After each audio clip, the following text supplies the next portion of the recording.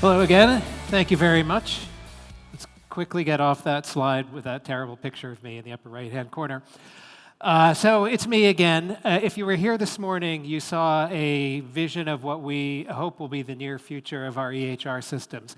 The focus of today is on IntelliCare as of right now. So everything you're going to see today is available in our production release today. And we'll go through that in a little bit more detail, and I'll try and share some observations on the ways in which we think about the business case of what we've done and what you can do with our products. So you saw some of these slides earlier today. So as Don took you through this, but our idea is that we think TrackCare is one of the best of the traditional EHRs, but it is a traditional EHR, and they were built with certain technological constraints and around certain business constraints in terms of the data that they need to capture. And the net result of this is it shifts a fair bit of the cognitive load from the software to the user. So you put the user in a position where they have to think like a computer in a sense and translate this messy, unstructured data that streams at you in a clinical setting into drop-downs and lookups and things like that. So what we're really trying to do with IntelliCare is shift that workload, shift the burden, and rebalance everything so that the clinicians can spend more time focused on their patients, leading to a better clinician experience, time saving, and ultimately better care for the patients. So IntelliCare is a little bit unique in being an AI native EHR with AI at the center. We can only do this because of InterSystems Iris for Health, which sits at the foundation of IntelliCare, like all of our products. The IntelliCare Foundation is the underlying code set with AI at its heart, a patient-centric electronic health record. We have all the departments you would expect from an EHR, and advanced AI being the set of use cases that sit on top of this. And ambient is the first example of that. And we'll see a little bit of ambient today, but we intend in the future to have additional advanced AI modules. It's worth just reminding everybody that we released IntelliCare in March of this year at HIMSS. I don't know where Delvin is, but at HIMSS in Las Vegas was our release announcement. We're very, very pleased to see EMC live as of a couple of weeks ago, so it was relatively fast to get to our first site. But in the bigger picture, we're at the very early stages of our journey, and we have a long and exciting road ahead of us, and we'll see much more from the advanced AI solutions that we're able to build. So IntelliCare brings use cases across the continuum of from clinical to business operations. We're not going to focus on all of these use cases today, but what I wanted to highlight here is it is a comprehensive system, and we either have today or have the intention soon of building AI-native assisted workflows across everything, and that's a pretty substantial differentiator. So this is not an EHR with ambient bolted on and an AI chat. This is built from the ground up with the entire code base is now AI accessible. So as we go through our roadmap, we'll start to see AI functionality embedded in workflows beyond just the clinical. So we're not going to show it today, but for example, the coding workbench in IntelliCare is able to suggest procedure and diagnosis codes. We're working on DRG coding next, looking at options to embed AI into booking and all kinds of things. So it eventually expands much beyond the clinicals. So what we thought we would do today is take you through a patient journey. We're going to be doing some live demos. It wouldn't be a session of mine without a risky live demo. And I'm joined by an amazing cast of characters. You may see some flashing lights and noises. Don't panic. Don't run for the exits. Stay with me here. But we'll jump into this now. My colleague Orapan from our Bangkok office was preparing to come to the symposium this week, and unfortunately, Orapan has had an emergency.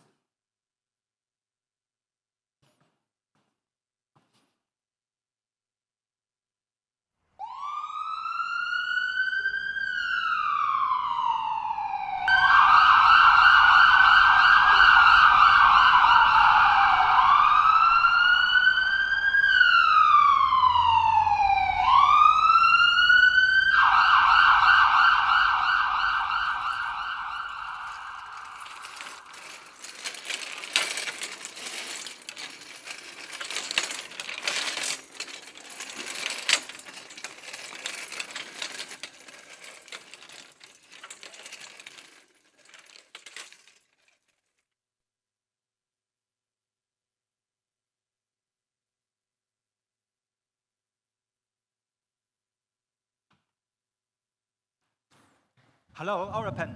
Hello, can you hear me? She's unconscious with no pulse.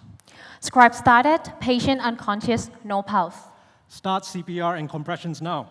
Start compressions. No spontaneous breathing, begging patient. First cycle of CPR complete. Let's do a rhythm check. Still pulseless. Continue the compressions, continue the ventilations. I'm 2 going to breaths give her airway adrenaline, secure. 1 milligram IV.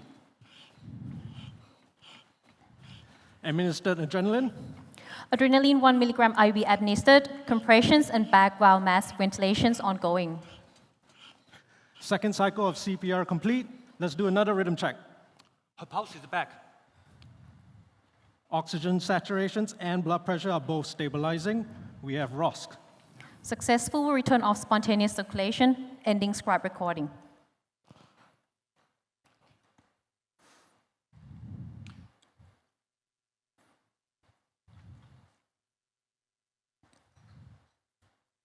Okay, right, just let me attach the audio file which we have just done. Right, I've got the information about the cardiac arrest here, I've got the diagnosis, and I've even got a good summary of the timeline of events. Oop.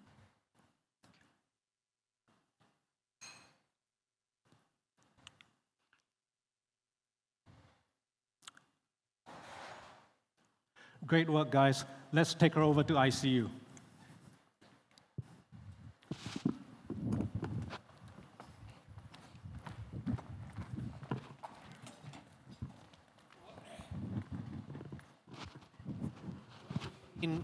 What we've seen here is the future of emergency care. This is a future where the technology does not overwhelm the room. The technology sits in the background and empowers the clinicians to focus on the patient.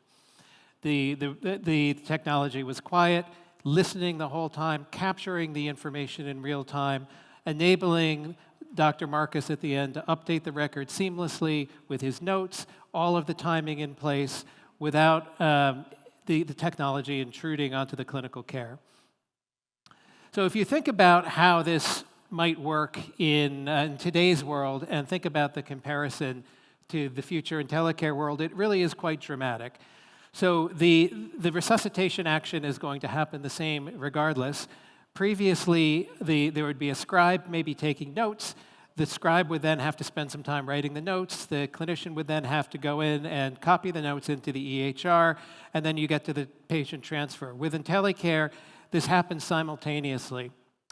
In our internal testing, we're seeing a 40% reduction in the transfer time and an 80% reduction in documentation overall. Now, how you spend that extra time is up to you. I'll keep coming back a few times in this into time savings, and I don't mean to imply this is all about cost savings, because that's time that you can spend looking after your patients more, potentially covering more patients, and leading to a better outcome, not to mention the user experience and the well-being of your care providers, which is critical.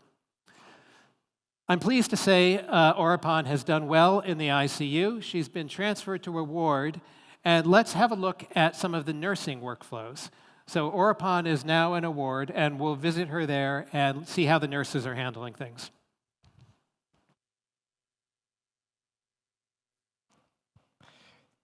You need this. Okay. Hi, Troy. Hi, Danny. So I'm handing over Orapan to you. Okay. She's coming from the emergency department, and she's being admitted post-CPR. Okay. Let's view IntelliCare to see our handover documents. Yeah, sure.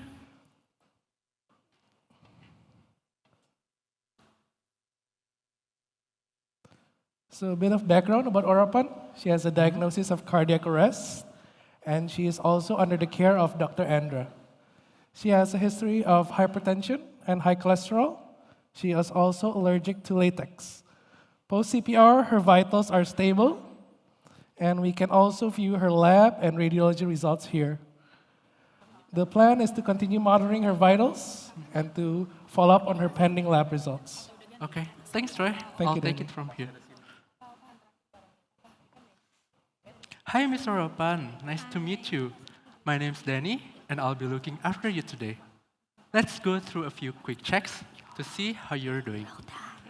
Okay, let's start with your vital sign. So I'm pulling up your recent trends since you've been in the hospital. Okay. Okay, I see that they've been improving, so that's a good news.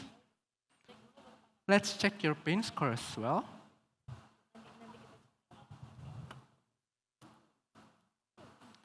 Okay. I see that they've been quite low so far, so that means no extra pain medication is needed right now, but we'll keep checking to make sure you stay comfortable. Let's check your fall risk. So, again, transferring your assessment into your record.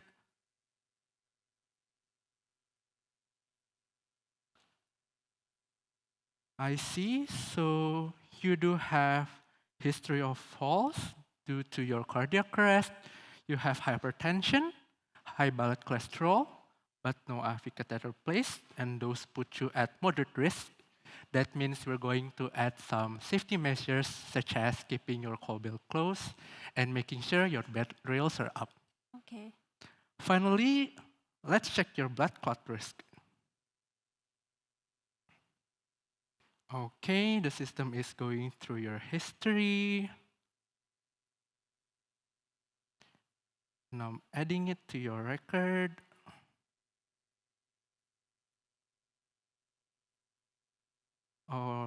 Okay, so although you do have some medical conditions, those currently put you at low risk. So that means no extra medical intervention is needed, but we'll keep monitoring you regularly. So let's wait for Dr. Andrea to make her visit. Okay.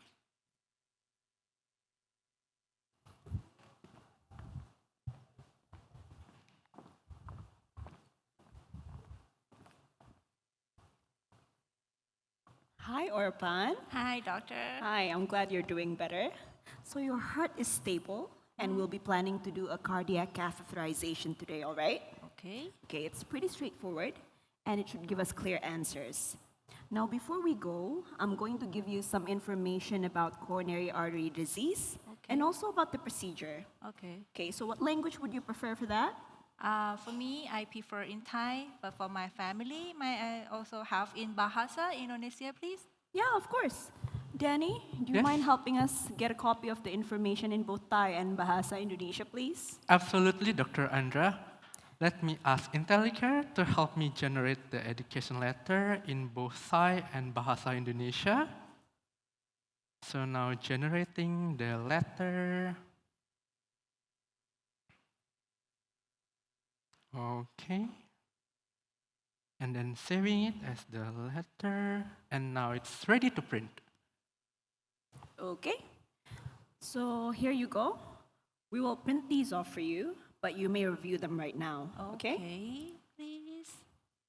Okay. Oh, really appreciate it. This is the first time that I get the information that I can understand and comfortable with. Thank you very much. Yeah, you're welcome.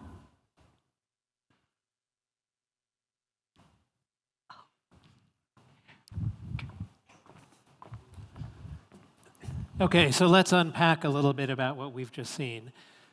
So you've seen increased efficiency and ease of use for nursing, and you've seen patient education, really quite transformational. So imagine shift handovers. So there's, in our testing, we find it's about 15 minutes manually and about 5 minutes using IntelliCare. You're able to, if you extrapolate that to maybe 5 patients a day, you're talking about 50 minutes per day per shift. And then imagine across multiple wards, you have 25 patients in a ward, 12-hour shifts, 2 handovers a day. That's an incredible amount of time that you can spend taking better care of your patients, spending more time to them. So what you saw today were some nursing assessments, the VTE assessment, the falls risk assessment, all based on data stored within the EHR, but then also optimizing the process of filling out a new assessment. So what you saw was the initial existing assessment, and then in the case of the falls risk and the VTE, our nurse then chose to use IntelliCare to automatically launch those assessments and populate them, really driving a lot of benefits. So what we see from that is the staff is now available to do other things, whereas previously they were working through all of the mechanics of the assessment. Better support for patient safety. It's easier to do some of these assessments like the falls risk, which are meant to enhance patient safety, so therefore they're done more often. And staff well-being, again, this is a universal issue across the world of the the amount of time clinicians spend dealing with technology, and trying to reduce that has a profound increase on staff well-being. It helps you with retention. It helps you with all kinds of issues. And then, this patient information is truly interesting. So you saw a futuristic vision this morning, but today, available today, we're able to generate patient-facing documentation at the level of the patient in their language of preference with just really one click. And this gives the patient, for the first time, the ability to have the documentation in the form that they need. Lots of research showing that patient education is a big gap around the world and something that leads to poor outcomes just because it's not done or it's not done in a timely fashion or too late. So we really think the ability to generate patient-facing information and educational letters on the fly, precisely tuned, based on information in their record, based on their demographics. You can adjust based on their expected comprehension, languages, lots and lots of scenarios where a young person may speak one language and the family speaks a different language, and you need the information in both languages to support their ongoing care. We think this is a huge improvement in terms of your ability to look after your patients. So thankfully, Orapan has recovered well. She's been discharged. It's a few weeks later now, and Dr. Andra has asked for a follow-up at her clinic. So let's have a look at an outpatient specialty clinic and see how they do. All right. Let's quickly review our patient's summary. Okay. So our patient has some chronic conditions, high cholesterol, primary hypertension. Here, after a cardiac arrest, I can see her vital signs, normal values. All right. All good. Let's send the patient in. Good afternoon, Mr. Orapan. Please come in. Thank you, Danny. Sure. Hi.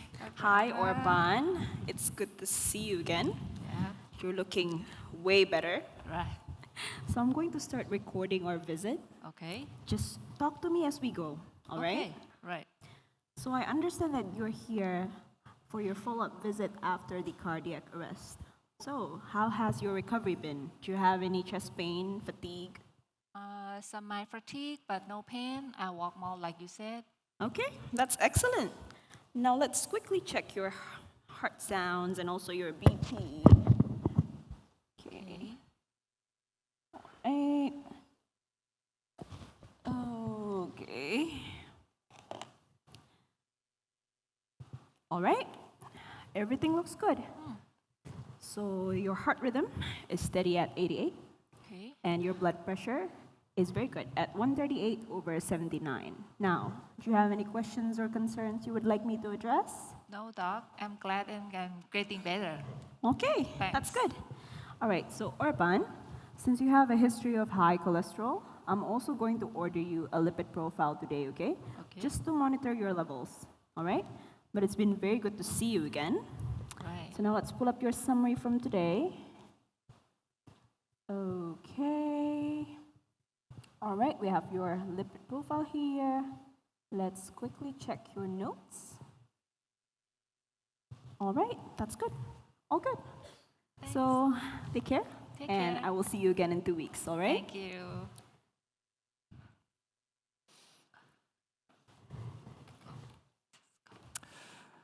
Well, it's good to see Orapan recovered. We do need her on some of our implementation projects.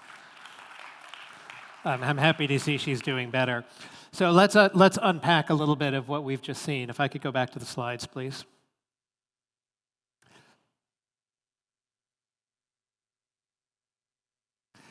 So I'll just walk you through what you saw. You saw accurate and efficient chart review prior to seeing the patient. You've seen this a couple of times today, but just to emphasize that Dr. Andra was able to get a high-level summary overview, highly personalized to her requirements, and that's critically important. These prompts in the AI chat can be saved at an individual level or a site level, and this enables the clinicians to see the information and the way they want. Our colleagues at Class Research, who you'll hear from later today, have a lot of really great research on the impact of personalization, and it's one of the leading contributors to the clinician satisfaction with EHRs. The more personalized, the more satisfied they are, and this is another way of allowing personalization. It's also a time savings, of course. So traditionally, Andra would have had to read through various different EPR charts and go to different places to see labs and vitals, and then click in and read the notes and everything. With the one prompt, she's able to get all of that in a highly efficient way, saving time that she can spend with the patient. Some numbers based on our internal testing that are possibly a little bit dramatic. Your mileage may vary slightly, but I think it's clear that there's a substantial savings of time and a substantial impact on clinician satisfaction as well as patient satisfaction. Then we move to the documentation at the end of the visit, and this is more of a classical ambient use case. But what you saw there was ambient embedded inside the EHR with full access to the database. So yes, it transcribed the visit. It was able to produce a structured summary note. But even more than that, it was with one click, Andra submitted the note. She also submitted the order. If there had been other procedures, those would be there. The fact that our ambient can query the internal code tables and match the terminology and find these action items is a huge time savings in post-visit documentation across all the specialties. And again, we have some results from our internal testing in terms of the amount of time saved. And again, it could be quite substantial. So I think you're starting to see some of the business cases here and the advantages of IntelliCare. I don't have a specific slide on this topic, but I did want to mention for those of you who are current TrackCare customers, there's a progression here where we've been very, very careful to make the move from standard product, MEUI, latest release, TrackCare, to IntelliCare incredibly seamless. EMC's just gone through this recently. I'm sure they'll vouch for this. It's the hard part is actually getting up to date, getting the adoption, getting MEUI installed, all of that. Once you're there, the move to IntelliCare is fairly easy. There's no major change to the screens, and you can adopt over time. So there's a very nice roadmap to get there from an operational perspective. And as I mentioned before, we're seeing benefits actually across the spectrum of the organization. And really, the takeaway from this is to think from your organization's perspective, how will you reallocate the time you save? How will you take advantage of the technology? How can IntelliCare further your organization's goals? So before I leave, I just want a big round of applause for our actors. They did a phenomenal job with that demo. So thank you very much. Incredible amount of work went into that, and I just want to thank them. It's an honor working with them. Thank you.